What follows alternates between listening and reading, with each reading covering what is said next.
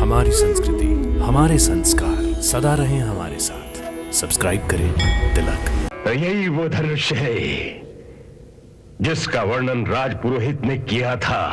हाँ। जी महाराज, यही है। यदि ये धनुष टूट गया या तोड़ दिया गया तो ये अपशकुन यजमान की मृत्यु का सूचक होगा। सुंदर, अति सुंदर। देखो, मार्ग में ध्यान रखना, कहीं मार्ग में ही इधर उधर ना हो जाए।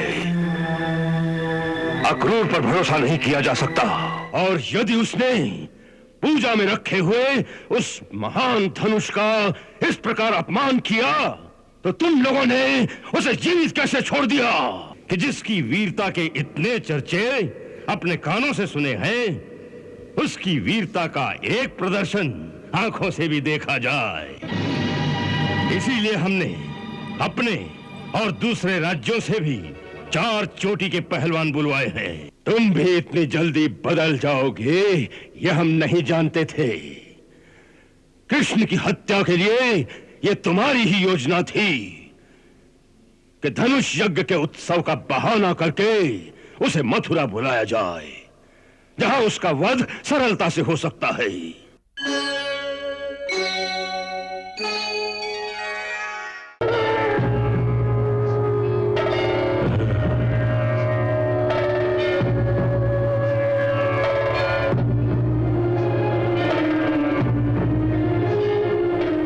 महाराज, यही है वो महान धनुष जो भगवान शिव की कृपा से परशुराम जी के द्वारा आपके पूर्वजों को प्राप्त हुआ था। राजमहल के कई स्थानों पर ढूंढने के पश्चात ये महल के गुप्त तहखाने में रखा हुआ मिला। उसे इस प्रकार मोटे मोटे पर्दों के नीचे छुपा कर रखा गया था कि सहसा उस पर दृष्टि भी नहीं पड़ सकती थी।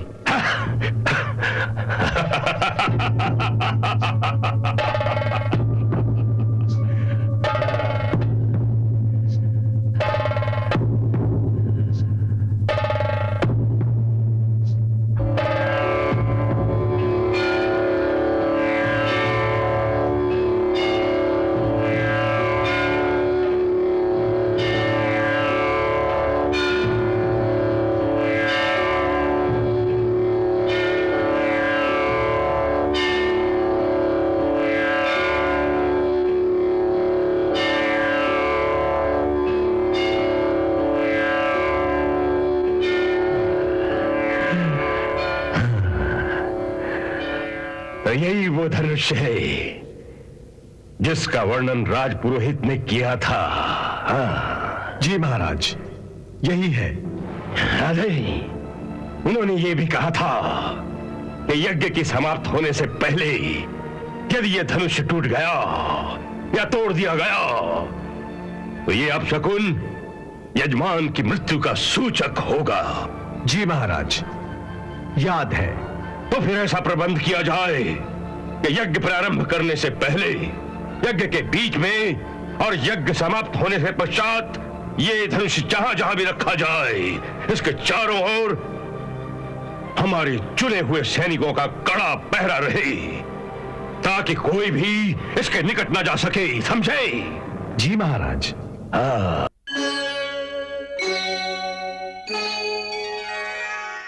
महाराज, चाणूर, कहो कहो, गोकुल का कुछ समाचार मिला? बधाई हो महाराज, बधाई हो। हमारी चाल सफल हो गई। हाँ? अभी अभी गुप्तचर ने आकर ये सूचना दी है कि आज प्रातः ही कृष्ण को साथ लेकर अक्रूर वहां से चल पड़े। सुंदर, अति सुंदर। देखो, मार्ग में ध्यान रखना, कहीं मार्ग में ही इधर उधर ना हो जाए। अक्रूर पर भरोसा नहीं किया जा सकता। आपका संदेह ठीक है महाराज।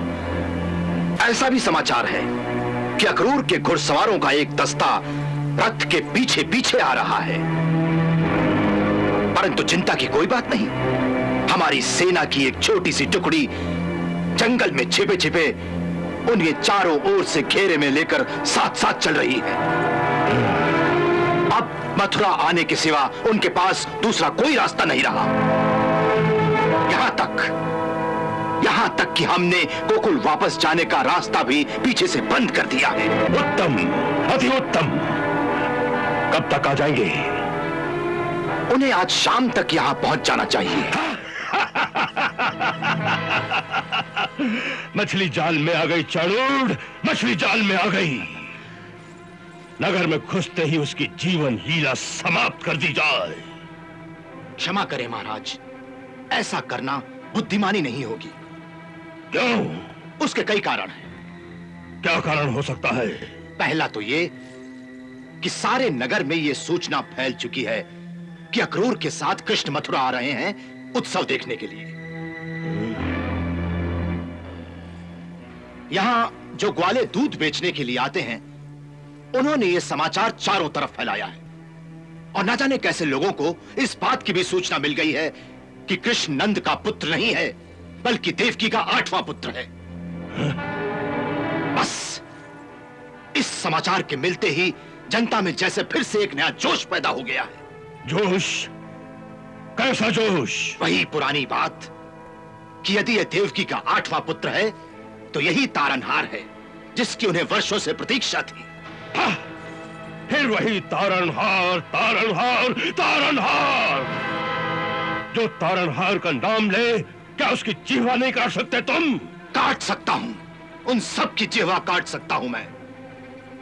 परंतु महाराज, आप ये मत भूलिए कि इस समय आपके निमंत्रण पर दूसरे कई प्रदेशों के राजा और सरदार यहां आए हुए हैं। उनके अतिरिक्त बाहर के राज्यों से हजारों लोग यहां का उत्सव देखने के लिए मथुरा के बाजारों में घूम रहे हैं। उनके यहां रहते, उनकी आंखों के सामने हम मथुरा वासियों का कैसे दमन करेंगे? चारों ओर एक ऐसा भयानक उपद्रव फैल सकता है कि फिर उसे संभालना असंभव हो जाएगा। फिर हम अपने शत्रु को कैसे मार सकेंगे चाणूर? कैसे मार सकेंगे? महाराज, जरा धीरज से काम लीजिए। यह उतावली का नहीं, धैर्य का समय है, धैर्य का। तनिक सोचिए, आपका परम शत्रु इस समय स्वयं चलकर आपके जाल में फंसने के लिए आ रहा है। उसे शांति से अंदर आने दीजिए। उसके आते ही मथुरावासी चारों ओर से उसके दर्शनों के लिए उमड़ पड़ेंगे। उन्हें खुश होने दीजिए, उन सबको उसकी जय जयकार करने दीजिए। हाँ, जनता उसकी जय जयकार करेगी और हम हाथ पर हाथ धरे चुपचाप ये तमाशा देखते रहेंगे। हाँ? नहीं महाराज, चुपचाप तमाशा मत देखिए, बल्कि आपकी ओर से भी आपके मंत्री उसका एक राजकुमार की भांति ही स्वागत करें। उसे आज की रात एक सुंदर अतिथि गृह में ठहराया जाए। जनता का जोश घड़ी भर का होता है। उसका इस प्रकार स्वागत सत्कार होता हुआ देखकर मथुरावासी शांत हो जाएंगे और चुपचाप अपने अपने घरों में जाकर सो जाएंगे। फिर तो कई तरीके हैं महाराज। समझ गया चाणूर, समझ गया। रात के अंधेरे में अतिथि गृह के अंदर ही उसकी हत्या कर दी जाएगी। हाँ। फिर वही उतावली। महाराज, हमारे पास ऐसी सुंदर सुंदर चालें हैं जिससे दिन के उजाले में सारी प्रजा के सामने यह कार्य इस प्रकार संपन्न हो जाएगा और कोई भी आप पर शक की उंगली नहीं उठा सकेगा। कौन सी चालें? पहली तो ये कि आपके हाथी कवल्या पीठ को आज सारी रात मद पिलाकर मदमस्त कर दिया जाएगा, ताकि जब प्रातः कृष्ण रंगशाला को जाने के लिए नगर चौक से गुजरे तो उस पागल हाथी को उस पर छोड़ दिया जाए। पलक झपकते ही वो हाथी अपनी सूंड में लपेटकर पैरों तले कुचल देगा।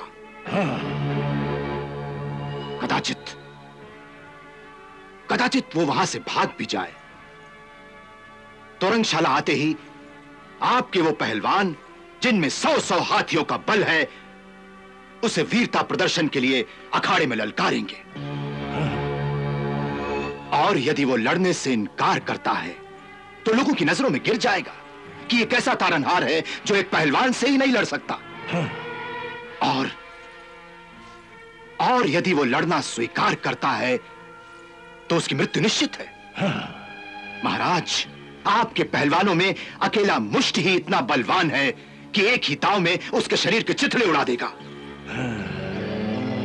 दूसरे पहलवानों की तो बारी ही नहीं आएगी। और ये सब आपकी आंखों के सामने होगा, जनता की आंखों के सामने होगा। शाबाश, शाबाश चाणूर, शाबाश। इसे कहते हैं कि सांप भी मर जाए और लाठी भी न टूटे। जी महाराज, ये ऐसी चाल है कि एक तीर से दो शिकार। पहली बात तो ये कि जिस शत्रु से आप आज तक भयभीत थे वो समाप्त हो जाएगा। और दूसरी बात, जब लोगों के सामने कृष्ण के टुकड़े होंगे तो इतने बरसों से उनके मन में जो विश्वास है तारनहार के लिए, जो श्रद्धा है, वो विश्वास, वो श्रद्धा भी खत्म हो जाएगी कृष्ण के साथ। उत्तम, अति उत्तम।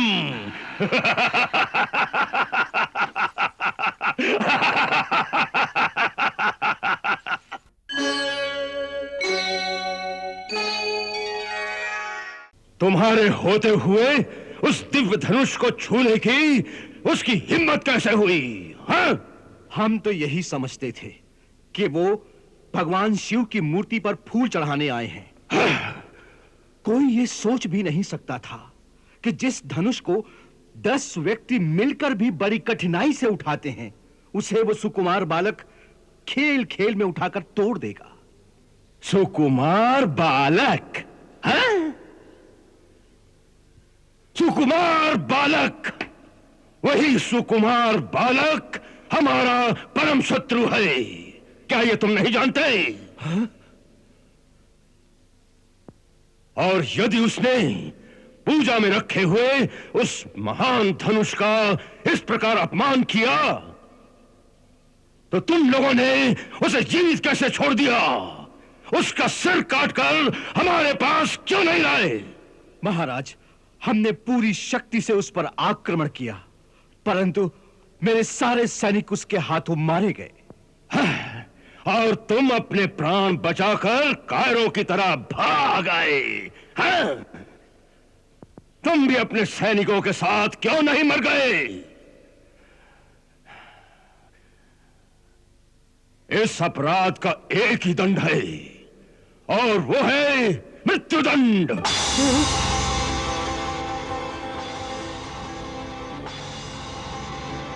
सेनापति, ले जाओ इस कायर को और कारागार में बंद कर दो।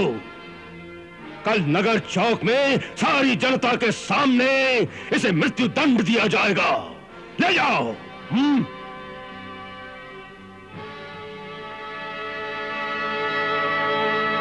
क्षमा करें महाराज, मैं आपके निर्णय से सहमत हूं, परंतु मेरे विचार में आज की परिस्थिति में अपने ही सैनिकों को इस प्रकार मृत्युदंड देना बुद्धिमानी नहीं है। तो क्या करें? उन्हें पारितोषिक दें? नहीं महाराज, हालात को समझने की चेष्टा करें। शिव धनुष टूटने की घटना के बाद से जनता के मन में कृष्ण का प्रभाव और भी बढ़ गया होगा। अब कहीं ऐसा न हो कि हमारे ही सैनिकों को इस प्रकार कठोर दंड देने के कारण हमारी सेना के कुछ लोग जाकर शत्रु से मिल जाएं। आप ये मत भूलिए कि शत्रु इस समय आपके नगर में विद्यमान है। यदि सेना का एक हिस्सा उसके साथ हो गया तो बहुत बड़ा संकट खड़ा हो सकता है।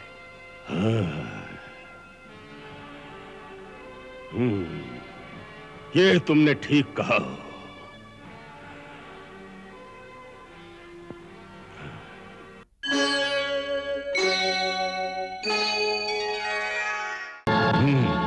वाह, इसे कहते हैं वीरता।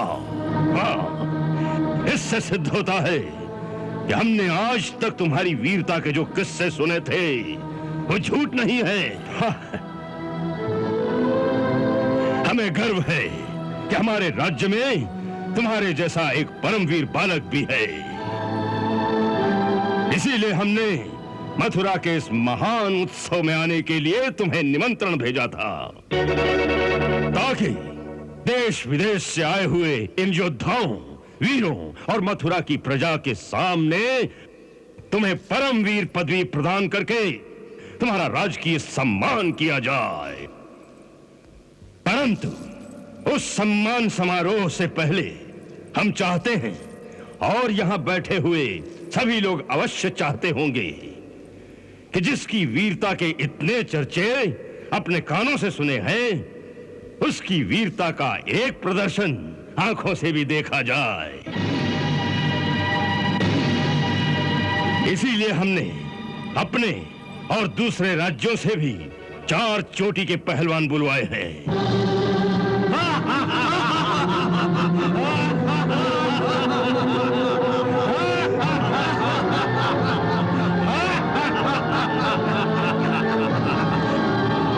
हम चाहते हैं कि आज इस अखाड़े में तुम्हारा मल्ल युद्ध देखा जाए। इनमें से चाहे जिसे तुम चुन लो और उसके साथ कुश्ती करके जनता का मनोरंजन करो।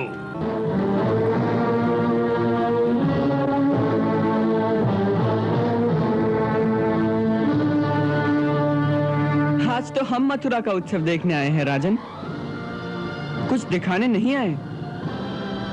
किसी दूसरे अवसर पर आपकी ये इच्छा भी पूरी कर देंगे। इससे अच्छा कोई दूसरा अवसर कब आएगा?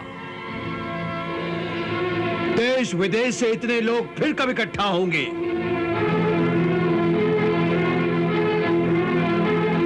आज हम इन सब के सामने मल्ल युद्ध में अपना अपना पराक्रम थोड़ा दिखा दें तो दर्शक लोग कितना आनंद लेंगे।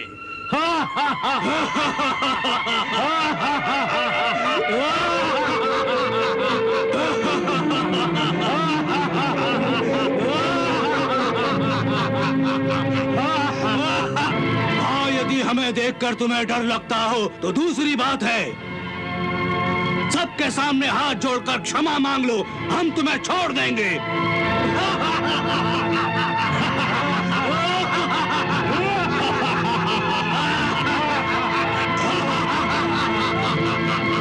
क्या सोच रहे हो लल्ला? ये ग्वालनों के साथ ताली बजा के थिरकने की बात नहीं, वीरों की सभा में मल्ल युद्ध करना है।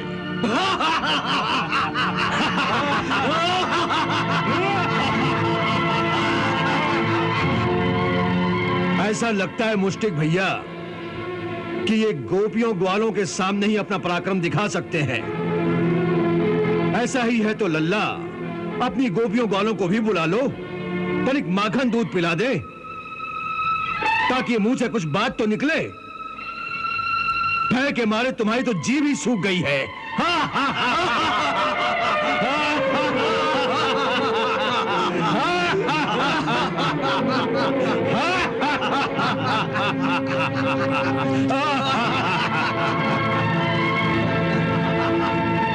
और कुछ बोलो तो सही, वीर कहलाने वाले को यह शोभा नहीं देता कि एक चूहे की भांति यूं दुम दबाकर दूर कोने में खड़ा रहे।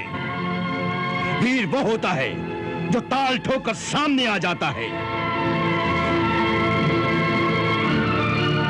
या फिर तोशाल ठीक कहता है, तुम्हारी बहादुरी के वो सारे चर्चे केवल एक ढकोसला है, उनमें कोई सच्चाई नहीं है।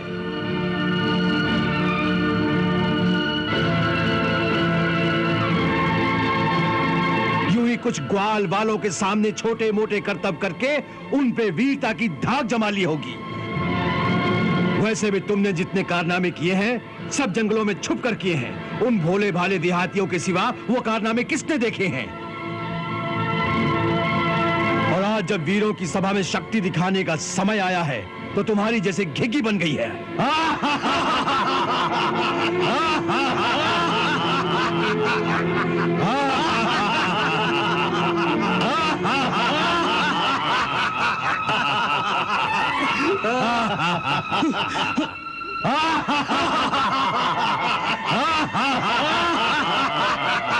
हे मल्ल शिरोमणि,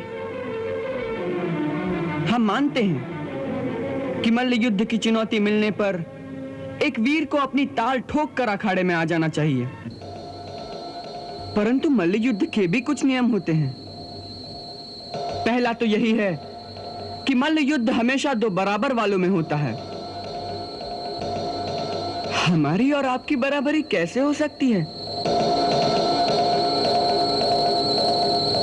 हम एक छोटे से बालक हैं और आप मल्ल युद्ध विशारद हैं। आपकी विशाल काय के सामने तो हमारा शरीर एक चौथाई भी नहीं है। इसलिए आपकी और हमारी इस प्रतियोगिता को यहां पर बैठा कोई भी उचित नहीं कहेगा।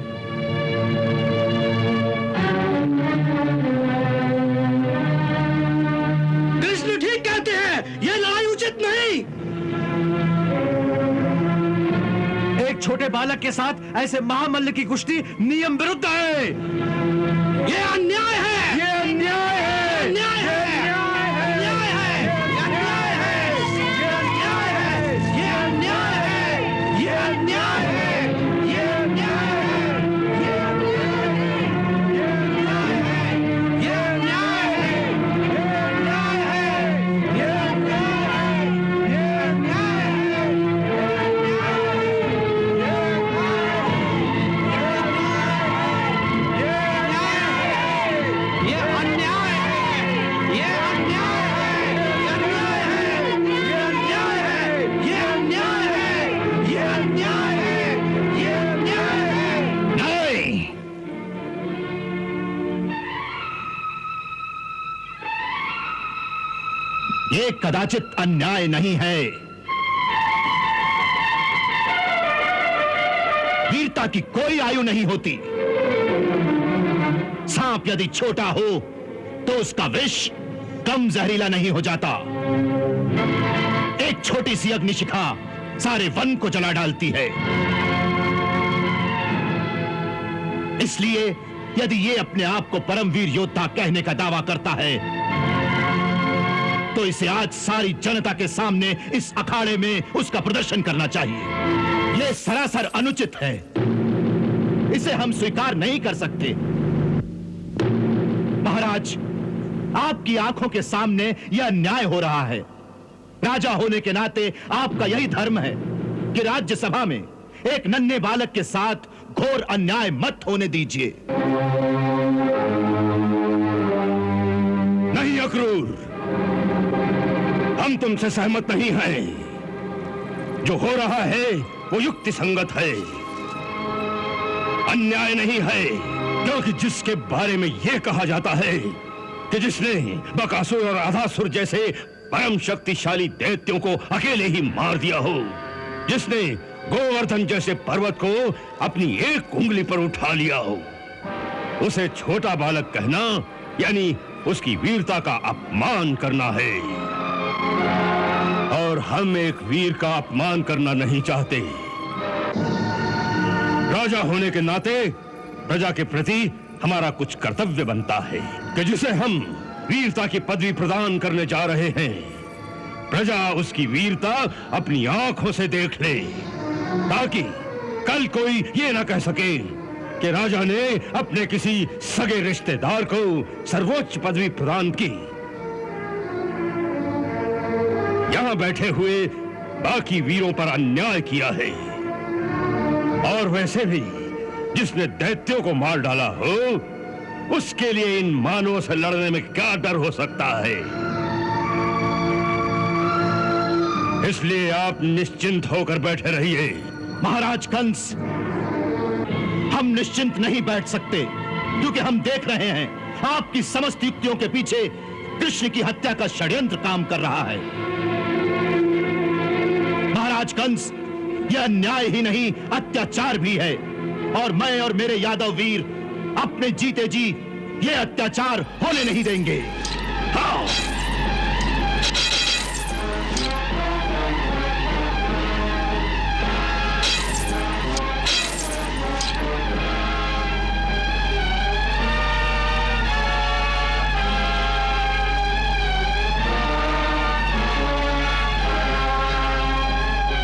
अक्रूर जी,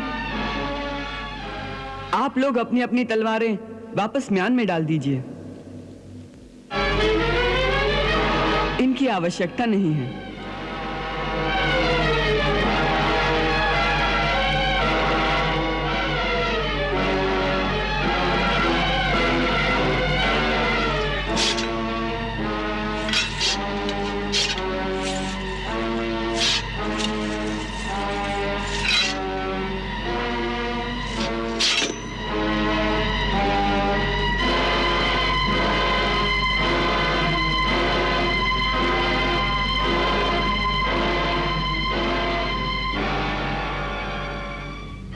हम मथुरा नरेश की बात से सहमत हैं कि प्रजाजनों के मनों को आश्वस्त करने के लिए, उन्हें यह विश्वास दिलाने के लिए कि हम ही वो हैं जिन्होंने उन महान दैत्यों का संहार करके अब तक इस राज्य की रक्षा की है, हमें आज फिर अपना पराक्रम दिखाना ही होगा।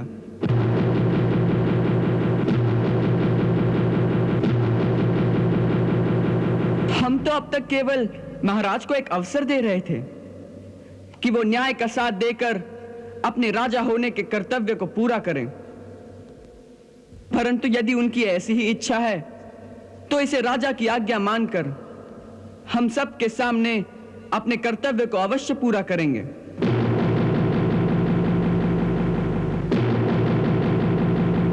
हम इस मल्ल युद्ध के लिए तैयार हैं।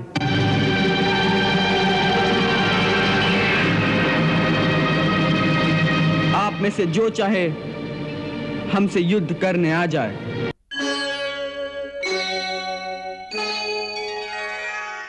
चाणूर, हमें भी शक है कि मथुरा के सैनिक मन से पूरी तरह हमारे साथ नहीं। मथुरा की जनता को अपने भाई बंधु समझकर वो उन्हें स्नेह की दृष्टि से देखते हैं, शासक की दृष्टि से नहीं। इसीलिए हम ये सोचते हैं कि महाराज जरासंध के भेजे हुए मगध के जो सैनिक हमारे पास हैं, कल उत्सव के समय रंगशाला में उन्हीं को सामने रखा जाए, ताकि कृष्ण की हत्या के बाद यदि जनता ने जरा सी भी चूक की तो वो निर्दयता से उन्हें कुचल देंगे। यदि कृष्ण की हत्या हो सकेगी तभी ना। अर्थात आप कहना क्या चाहते हैं? क्या आपको कृष्ण की हत्या में कोई संदेह है? संदेह ही नहीं, मुझे विश्वास है कि कृष्ण की हत्या हो ही नहीं सकती। राजपुरोहित सत्यक, तुम भी इतनी जल्दी बदल जाओगे यह हम नहीं जानते थे। कृष्ण की हत्या के लिए यह तुम्हारी ही योजना थी कि धनुष यज्ञ के उत्सव का बहाना करके उसे मथुरा बुलाया जाए, जहां उसका वध सरलता से हो सकता है। फिर आज पासा पलट कैसे गया? सच सच बताओ कि तुम हमारे आदमी हो या शत्रु के? तुम्हारी विजय चाहते हो या शत्रु की? मैं आपका ही सेवक हूं महाराज, और हृदय से आपकी ही मंगल कामना करता हूं। इसीलिए मैंने उस दिन ये योजना भी बनाई थी, और इसीलिए आज ये कह रहा हूं कि यदि आप अपना मंगल चाहते हैं तो कृष्ण की हत्या का विचार मन से निकाल दीजिए। उसकी हत्या का विचार मन से निकालकर क्या मैं उसके चरणों में बैठकर क्षमा प्रार्थना करूं? उसके सामने गिड़गिड़ाकर अपने प्राणों की भीख मांगूं? अवश्य यही कीजिए, इसी में आपका कल्याण है।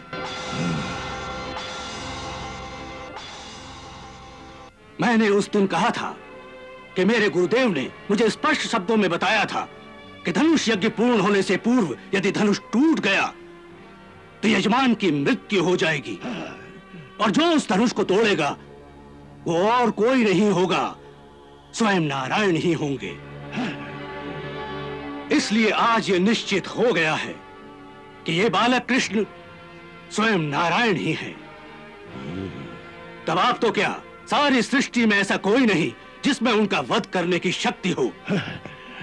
इसलिए कहता हूं, अभी समय है, शत्रुता छोड़कर उनकी शरण में चले जाइए। इसी में आपका कल्याण है। वो परम दयालु है, आपको क्षमा कर देंगे।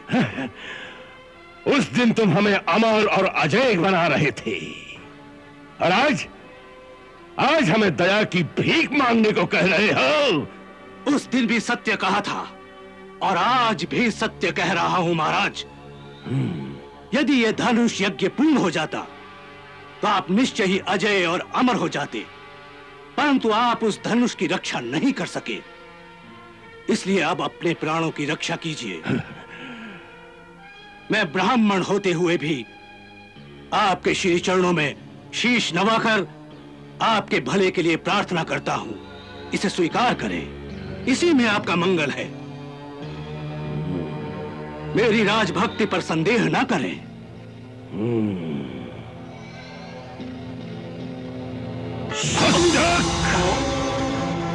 धिक्कार है तुम पर और तुम्हारी राजभक्ति पर।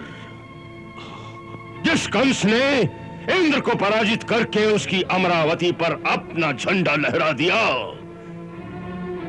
तीनों लोक में जिस कंस को कोई परास्त नहीं कर सका, उस महाबली कंस को तुम अपने ही हाथों अपनी हार स्वीकार करने को कह रहे हो। याद रखो, कंस मर सकता है, हार नहीं सकता। ले जाओ इसे। राज दरबार में बैठने के योग्य नहीं है। इसे कारागार के अंधेरों में डाल दो, जहां ये जीवन भर ज्ञान की रोशनी ढूंढता रहे।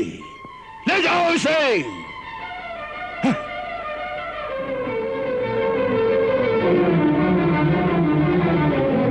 विनाश काले विपरीत बुद्धि।